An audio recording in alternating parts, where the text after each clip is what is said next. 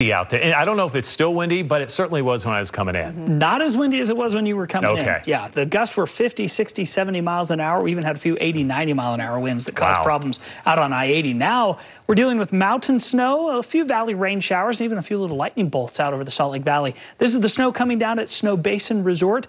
Really strong winds ahead of this front, and then now the front has gone through. We're dealing with the mountain snowfall, and that's going to be the story tonight through the day tomorrow across northern Utah. Look at Ensign Peak, real dark and ominous clouds.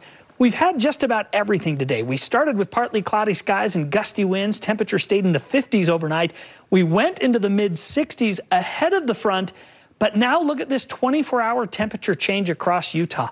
Ogden is 32 degrees colder right now compared to where we were yesterday. We were in the low 70s. Salt Lake down 28 degrees, 20 degrees cooler in Delta, 23 degrees cooler in St. George.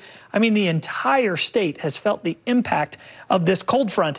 And I'll tell you, it's a bit of weather whiplash. When you're going from the 70s into the 40s, everybody feels it, and it's going to stick around through the weekend with the cold air. You can see some of the scattered rain in the valley around Brigham City and north of Ogden, riding up through the Utah-Idaho border. Some moderate cells have been kind of bubbling off the Oquirrh Mountains and the Great Salt Lake area. We even had a few little lightning strikes that were just outside near the airport. You come south, well, the valleys in Utah County, not too bad. A little bit of snow up over Nebo, and then some scattered showers trying to materialize out over the southwestern corner, although a lot of that is not reaching the ground, and they're still dealing with some very gusty winds. As you look at our temperatures, 38 in Ogden. It has cooled off quickly. 45 degrees in Salt Lake, 50s in Provo and in St. George. Gusty winds in mid to upper 50s for Vernal and Moab. They have not received that cold front yet, so they're still dealing with a south wind and some of those more mild temperatures. However, the front is charging through the state, and it will clear through eastern Utah later this evening. The low itself will track across northern Utah and southern Idaho this evening, and the coldest air comes in the overnight. You'll see by tomorrow morning it's snowfall. A rain-snow transition goes throughout the day, and then by evening it kind of mixes back over to a little rain-snow mix.